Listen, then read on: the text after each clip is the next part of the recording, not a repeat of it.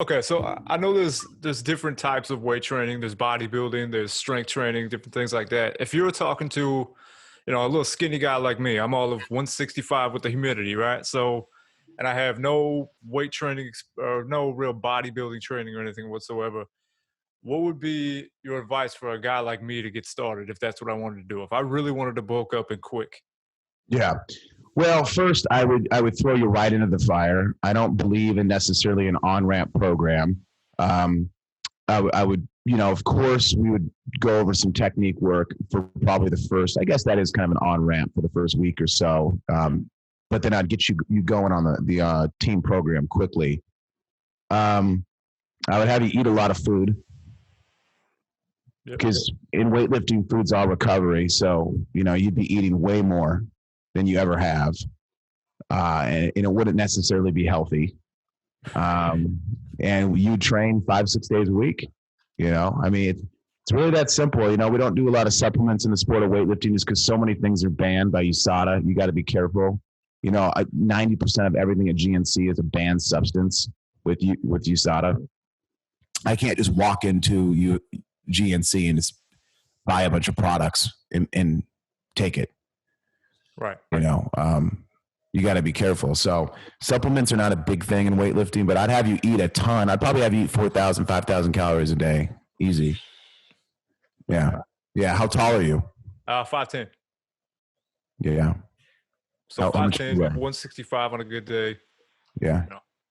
So I'd have you gain 60 pounds in probably like 5 months. 5 months, huh? Yeah. Oh shit. Can you all hear me?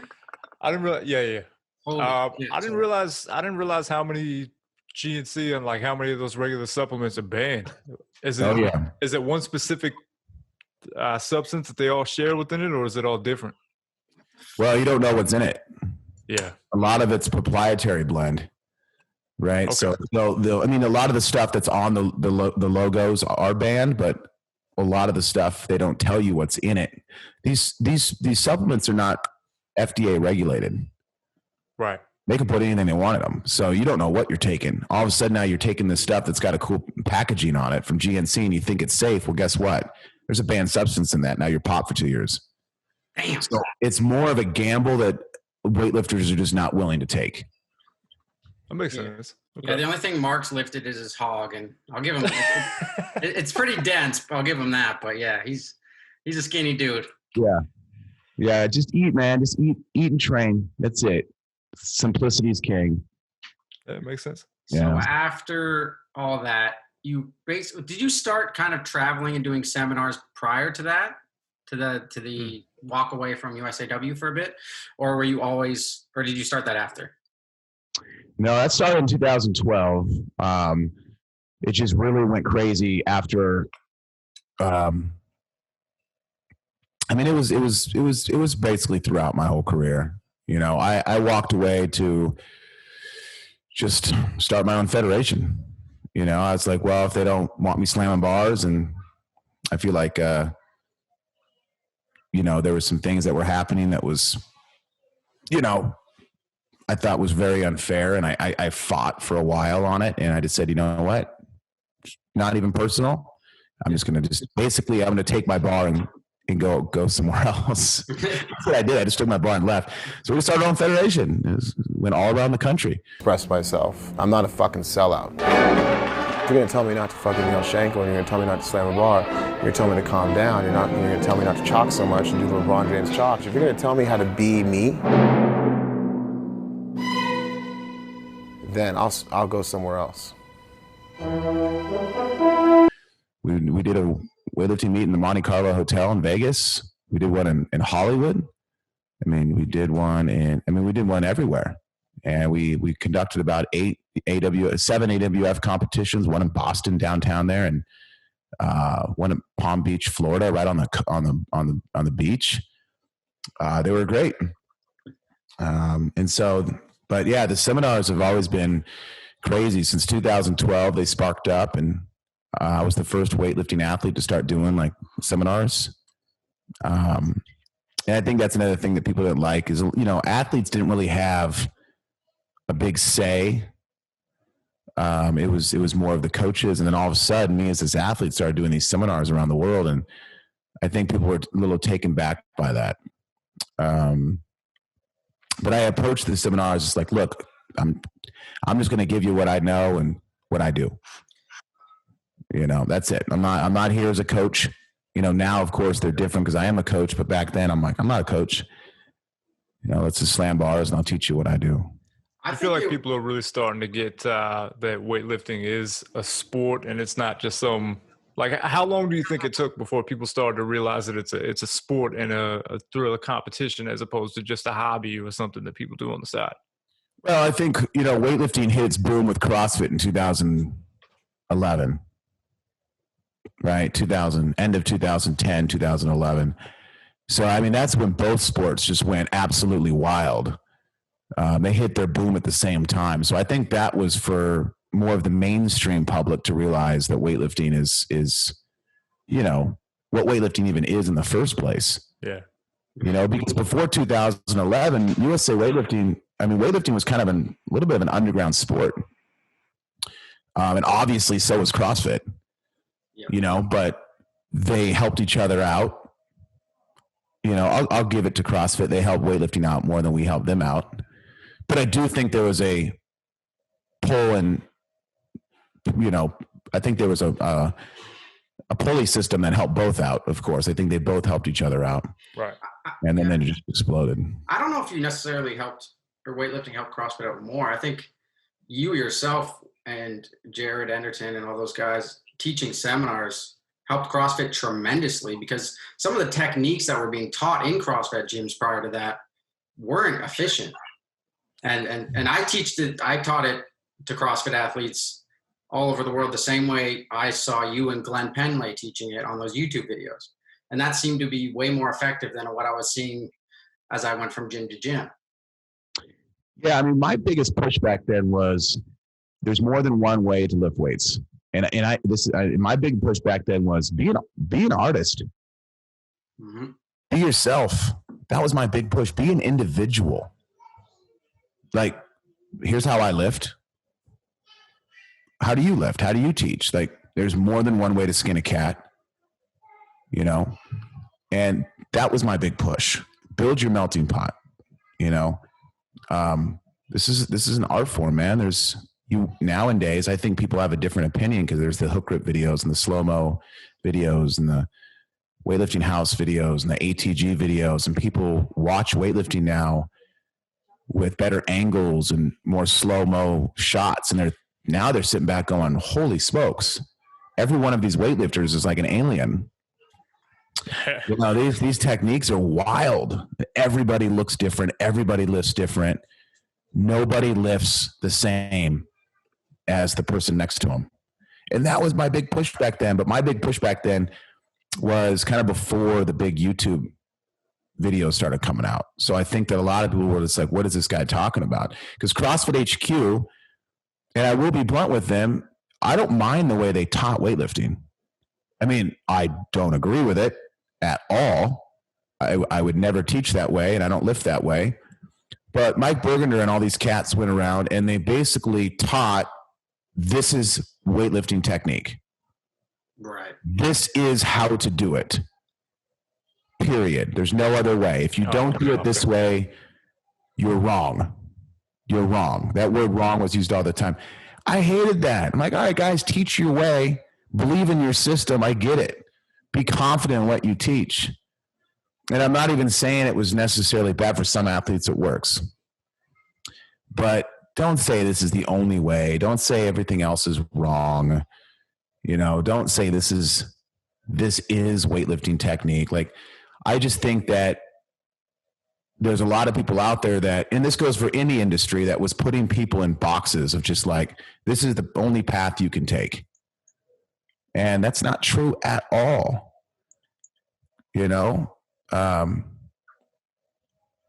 That's just not true in anything in life, man. Don't let anybody put limits on you. The first time I ever walked into the gym and trained with Ivan Abadjev, or as we called him, Uncle, I asked him, Stashi, what do you want me to do today?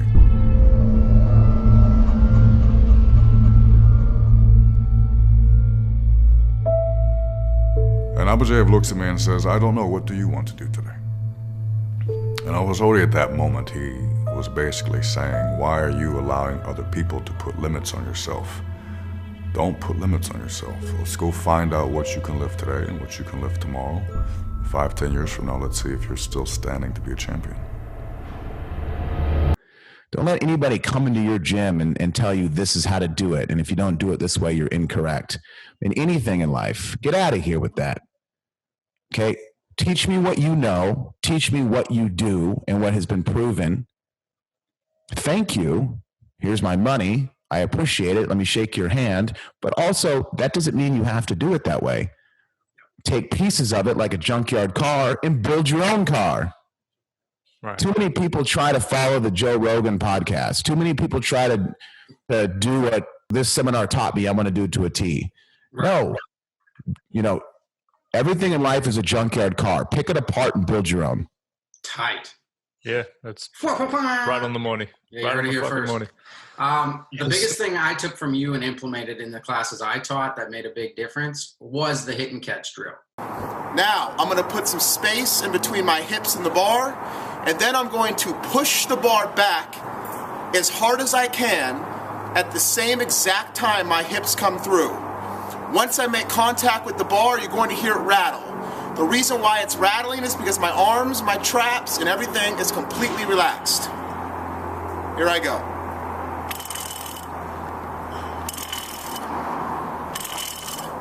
And so that's my little piece that I took from you. That broke the internet. And no, but I think it's amazing. Like, it actually teaches these people how to use their fucking hips. And a lot of people don't use their hips. I think it's a great technique. That's the hit portion. Now I'm going to catch it. When I hit this bar, I'm going straight under. My arms are completely out of service. Under. Well, thanks for saying that. Seriously. I didn't realize it was going to get that big. We always just did it at the gym as a warm up. And I was teaching some of my personal athletes that at the Cal Strength gym. And I just saw a lot of success with it with my clients and me. And I thought it was a good, fun drill. And I just asked Chris, my boy, he's a dentist at Cal Strength. I said, hey, will you just film me real quick? I'm going to do a little technique video on this. And went out, in the back, and he filmed it, and I put it up, and that was it. In the parking lot, I remember that. Yeah. Now it's like, a few 100,000 views, and the comments are 50-50 on love and hate, whatever. But at the time, you got to remember that was 2011. At the time, there was no YouTube videos. There was no social media game. Nobody was doing seminars. There was no podcasts. There was nothing. It was a desert. Nowadays, if some kid came out with a hit and catch drill, people wouldn't even bat an eye. They'd be like, oh, it's just another little, interesting, odd drill that you're seeing now. But back then, people were like, what the hell is this? That's not correct. That's what they thought, right? That's not correct. That's wrong, right? Because people lived in this box for so many years, in my opinion. And I was just like, it's just another way to do things, just like the film industry or anything else, man. I think people are you have to do things a certain way. And right. I think we are, with social media, we are seeing a more broad take on everything. I think you were just ahead of the curve on that, to be honest with you. What happened at the zoo? I died. You died. Yeah. Tell us about that day and then the rebirth. I was looking at the elephants at the Portland Zoo with my wife and my son, Lincoln. My daughter wasn't born yet, obviously. So if I didn't come back to life, my daughter wouldn't be here. So that's a blessing. And I'm looking at the elephants, and next thing I know, I'm being pulled off the ambulance into the hospital, and I'm yelling to the top of my lungs that I saw God and where's my family, and I saw God, and I just kept yelling that 25 times, and I was trying to get out of the bed, and that's it. So I went from seeing the elephants to I guess I just dropped like a sack of potatoes. Oh, wow. Do you remember anything about that? Because I have read books and stuff that people all have a similar story in that they were asked a question and saw like something. Yeah. Remember any of that? I knew I was dead the whole time. I was talking to a gold angel, I think. I have no idea. If I had to guess, it was a gold angel. I don't think it was God, maybe. I don't know. I don't want to give myself that much credit that like God would speak to me. But, like face to face, like, hey, John. But maybe. I have no idea. I think it was a military looking kind of gold angel draped in gold, all black around me. So I had a full conversation. I knew I was dead. And it was a very intense conversation. I don't remember what was said. I think that's on purpose, but I remember it being kind of heated. I can't remember if I was kind of more begging to go back or if I was getting a stern talking to, because I was doing a lot of dumb things in my life at that time. So, vividly wasn't, and I was fully dead too. People don't understand that. I mean, I was, my heart was stopped.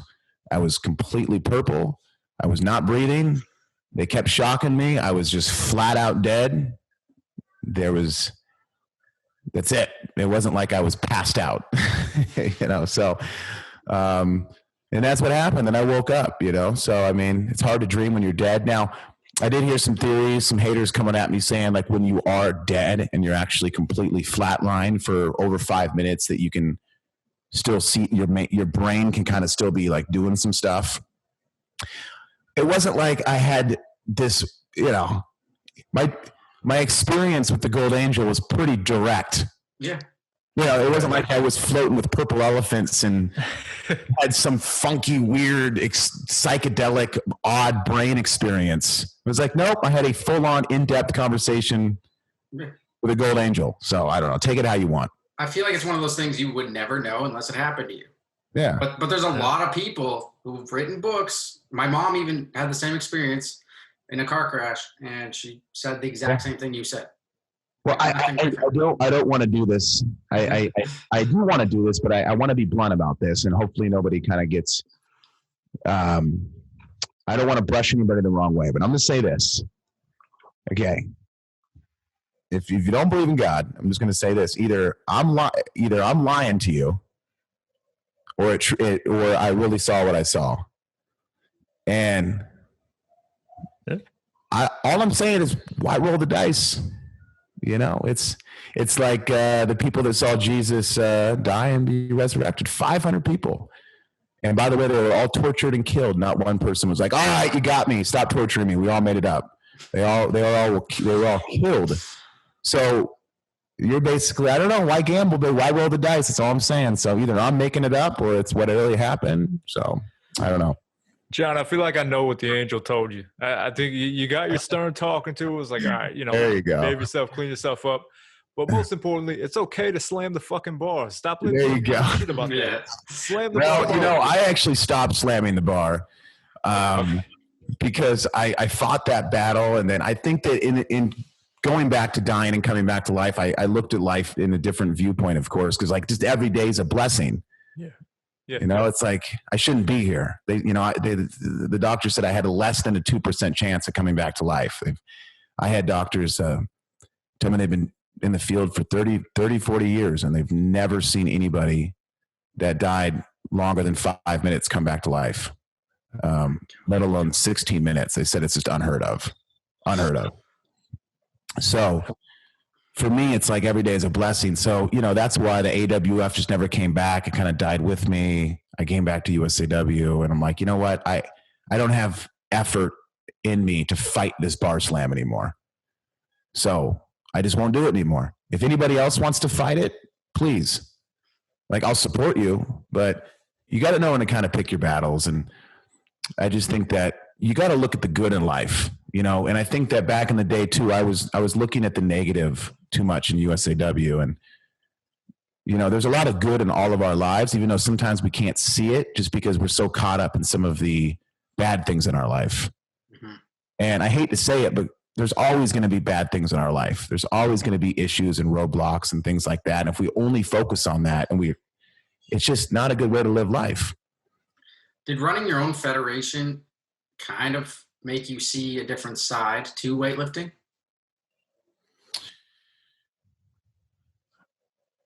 Did anything change? Yeah, I mean, I understand how hard it is to run a giant national competition, and so I have a lot of respect for USA Weightlifting with what they do, you know. But then again, I did it with me and 3 other board members, and at the time, the USA Weightlifting comps were not up to par like they are now. So it was kind of like, hey guys, let's go. Like, look what CrossFit's doing. Like, we could do better. You know, we could do better. And we freaking put a lot of money into it. That's for sure. What are your thoughts on, this is a question from a fan. What are your thoughts on fasting for athletes? You know, I don't like it. I'm not a nutritionist though, so it's out of my realm. Anytime I get hurt in weightlifting and I take some time off, I do love to run and cycle. Anytime I'm not weightlifting, I get really skinny just because I eat really clean and I love to run, and I fast. You fast when you're not weightlifting? Yep. Yeah. Yeah. So if you ever see me and I got a little chubby cheeks and maybe a little double chin and I got a little pot belly, it means I'm freaking strong. Don't get it. That means I'm in phenomenal shape in weightlifting, and I'm just eating like a horse and I'm training my ass off. If you ever see me and I'm really skinny and I got a chiseled chin, you know I'm running. So it's the exact opposite. Some people think that if I'm done weightlifting or not weightlifting, I'm going to gain a bunch of weight. It's the exact opposite. So, but I fast, so I don't. You know, I stopped my last meal about 7. It's not a big one, guys, and it's not calculated. I'm not on some plan. I'm probably doing it wrong, but when I'm exercising like that, I stop eating around 7. And I try my best not to eat till noon the next day. So to me, that is my light fasting. I know it's not till like 4 p.m, or I know people that fast for like a day. No, I just try to make it till noon until I eat. Yeah, my only gripe with the fasting thing for athletes specifically is there's no mechanism in the body to store protein, and your body needs that protein every kind of 3 to 4 hours to repair what you did yesterday. So that's my only thing. If you did a big training session yesterday, you're not going to get all the protein needed from one meal and then fast for 16 hours. Like, it doesn't make sense for the body to have to wait to repair muscles. That's only my thing. But I still do it once in a while, like a Sunday morning every now and then. Well, look, it's a thing. It's with weightlifting specific, it's all individual. Like, I have athletes on my team who are carnivore and they've lost weight and they're stronger than ever and they're hitting PR totals and they love it. Great. You know, I have athletes who I have a vegan athlete, and they're doing great. Colleen, she's kicking ass, man. She's taking names. You know, am I a vegan weightlifter? No. Am I a carnivore athlete? No. But does it work for them? Yes. Same with fasting. If you fast in weightlifting and it works, great. I mean, proof is in the pudding. I mean, if you could back it, then good. That's it. You know, if you can back it, you know, Coach Penley had a theory. Every day he would come in and say, this is my theory. His programming was nothing but a theory. He would just say, I have no idea. You know, we're going to try this out and see how it works. But the more gold medals we won, the more teams we made, the more records we broke, his theory came to light and was proven. Okay, there you go. So same thing with the diet. It has to be proven though. Okay, so there's some people seeing success. So for me, vegan, it's not been proven yet. Well, what do you mean, John? Kendrick Ferris is a vegan. Well, Kendrick Ferris became a vegan a few years ago, but he lived his entire life eating meat. You get where he is, yeah. So, look, I'm the biggest Kendrick Ferris fan in the world. Don't get me wrong. I have more respect for Ferris than anybody in the world, and I think that even towards the end of his career, what he was lifting as a vegan was extremely impressive. But I don't think you could use that example as the proof, right? So let's take Ferris to the side, even though he did good on vegan. And I guess that could be an argument, but I still think that there's holes in that. Let's put Ferris to the side. Who has been until there's a weightlifter that's been vegan from like 5 years and up, 5 years old and up, that is a weightlifting champion that was nothing but vegan. I don't think it can be done. Now, I know I'm going to get a lot of hate mail on this, but well, why don't you think, John? I don't know. Prove it. I don't see the proof in it yet. Same thing with carnivore. Show it to me. Start carnivore when you're 5 or 6 years old and do it all the way through until you win national champion. Mm-hmm. And if you're not, you got no proof. So I do think that I question some of the diets out there for weightlifting, but if you are succeeding with them, then fine. But I think that with the fasting, it's just an energy issue. If you're really going to train a hard program for an hour to an hour and a half, even 2 hours a day, you just need more energy, in my opinion. It's not necessarily about recovery, because it sounds like with fasting, the little I know is that you eat after training, which is great. But the energy for training, having no food in your system, I just don't think you can do it. Okay, so switching lanes a little bit. You, with all your coaching and your seminars and everything, and throughout your career, you're a guy that understands how to read a room and how an energy in a room can change, right? How many times, or how often during your coaching and your seminars can you tell immediately when you change somebody's mind or change somebody's approach to training or anything, any kind of like? Yeah, I thought that I knew, but now I don't, because there's some people in the seminar who's really kind of seemed almost turned off and checked out and not really enjoying it or not really in it. And they come up to me afterwards and with tears in their eyes saying how much it impacted them and how much I mean to them and how much they enjoyed the day and how now they're going to book their first weightlifting meet and be a weightlifter. Wow. And I can't tell you how many times that's happened where I've been utterly in shock of like, oh my gosh, this is the guy that I thought was going to like leave at lunch and just not come back, like totally not into it. And then there's some people on the exact opposite that are super hyped up and into it, but I find out they've never done a weightlifting meet. They don't care. They're back to CrossFit or, it's just, this is whatever. And I'm not saying that's bad, but my goal going into a weightlifting seminar is to get everybody to leave CrossFit and do weightlifting. And, I guess back in the day, it's more back in the day when I was doing seminars a lot at CrossFit gyms. And, I say that kind of half jokingly, but it's true. Like I am biased. Like I love the sport of weightlifting. I want everybody to be weightlifters, period. If you use this for your CrossFit to better yourself, perfect. But my goal is to just steal everybody from CrossFit to have them be weightlifters, and if I didn't have that goal, then it wouldn't be authentic, wouldn't it? It's not hybrid. There's too much hybrid stuff out there these days. So, I just think that, to answer your question, it's impossible to tell. With the human race is so interesting, like how we express our emotions is so unique. So my girlfriend's actually the weightlifter more than I am. She's really good national, but she's actually was coached by a couple meets by your boy Spencer Mormon. He's a legend up here in Canada. Yeah. So you're in Canada? Yeah. Oh, I didn't even know that. Yeah. We're keeping it a secret. Okay, that's good. I just didn't know that. Yeah. How do you? So recently, her gym closed, just like mine. Everyone's gym has closed their doors up here. So how do you stay motivated in this point in time? Someone who's been through a lot of setbacks, injuries, blah blah blah. How do you keep focused on end goal? Well, I think the number one thing is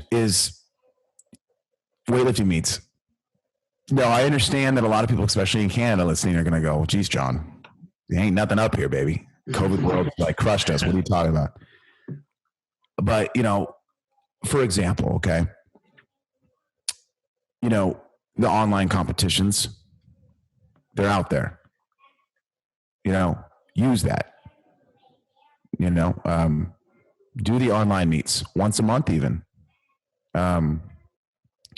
Chase your total. Book meets. Have one on the calendar. I don't care if it's an online one. I don't even care if it's a mock meet in your garage gym or sneaking in the back of your CrossFit gym or whatever it may be there in Canada.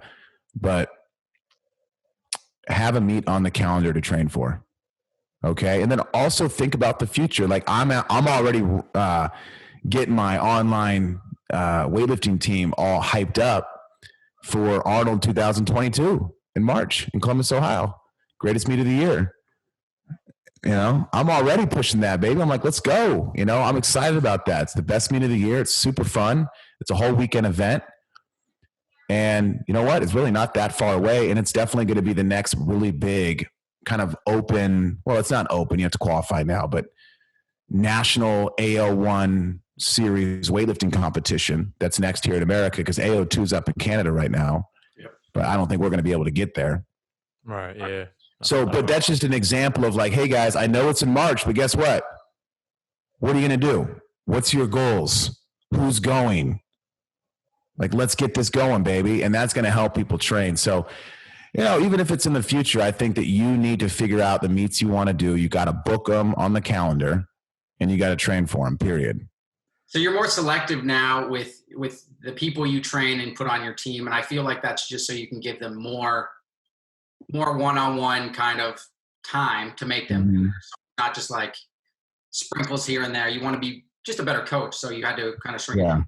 What kind of like athletes are you looking for nowadays to train and just people that want to compete? That's it. Yeah. Yeah. Just people that want to be weightlifters, you know. That's it. You know, I do have some athletes on my team that got in pretty early with the Attitude Nation Barbell Club that do weightlifting kind of more for fun. And I do even have a few athletes that do it to kind of benefit their CrossFit, which is great. They'll be there forever. I will always be their coach. I love them to death. But now that the team is so big, I'm very selective and I'm only looking for athletes who compete. But at any level though, I just want somebody that's like you said, who's passionate and that wants to compete. Period. That's it. I don't care about anything else. But I just don't care about money anymore, dude. I really don't. I mean, I do to a certain extent because I got to take care of my family, but I just don't care anymore. I mean, it was really about dying and coming back to life. It just means nothing. I really could care less. You know, I mean, yeah, my athletes pay per month, but it's very low. And I'm at a point with my team where I'm content. And that's it. I don't want more. I think that's the problem with so many people is they want more. Why? I'm fine the way I am right now. I don't want any more than I have right now. You can even take half of it away from me and I'm fine. So it's like, I just don't care anymore about that. Fair. What do you do to stay so mobile? Because I've seen you do a 500-pound back squat with both your heels touching. I can't do that with body weight. My calves are a fucking nightmare. It's the worst part of me. Worst limiter for me weightlifting is my calves. I roll them, I stretch them, not enough. What do you do to stay mobile? You know, it's tough because I do feel like my football career, you know, I've been playing football. Well, I've been playing soccer. I started playing soccer, you know, when I was in like second grade. And then I started tackle flag football in fifth grade and then tackle football. And, you know, I did flag football fourth and fifth grade. Then I started playing tackle football in sixth grade all the way up to college level. So I just feel like I've always been into sports, which has helped me, I will say. The second answer is just doing weightlifting and having good coaches and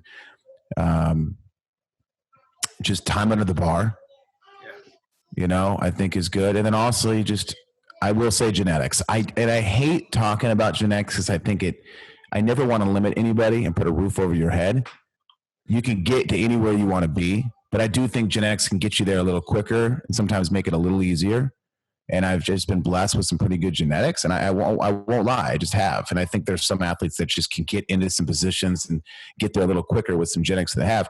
If you don't have those exact genetics for, let's say, mobility, you just got to work on them more, period. And you can get there. I'm not saying that you can't. That's why everybody has to just focus on some different things in their athletic career. And genetics has helped me with mobility. But yeah. Well, John, on behalf of Mark and myself, we want to sincerely thank you for coming on the Bresh Crew Podcast. It means a lot. I wanted to share your story with all our listeners so they can check out your stuff. Where can they find you? Where can they buy your book, etc.? Oh man. I mean, you can follow me on Instagram at Attitude Nation. Pretty simple. Just got to have a good attitude, man. And you can buy my book and all that at doweightlifting.com. Real simple. Just do weightlifting. Let's go. I promise you we'll have you on again, and next time we will talk movies. That's all I want to. Yeah, next time you're on, I just want to talk movies with you. I will say this, though. My new favorite movie, I get a lot of heat for it because it's a series, is The Queen's Gambit. Oh, incredible. Incredible. Yep. I haven't seen it. Oh, it's amazing. Yeah, we'll get you on in a month or two, maybe. Yeah, we'll talk movies. Just talk movies. Thank you, John. Go enjoy your day training. Yeah, guys. Thanks for having me on. Yeah, man. Good to meet you. Appreciate it. Yeah, you too, guys. All right, brother. Take care. All right. See ya.